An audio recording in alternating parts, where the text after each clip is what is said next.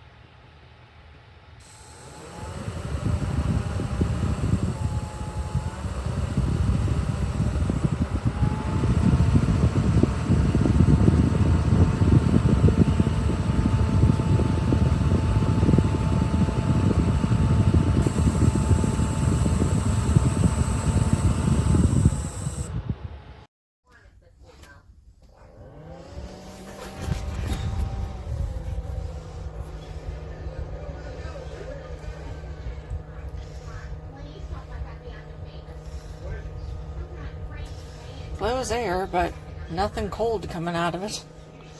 To room temperature. Barely any air.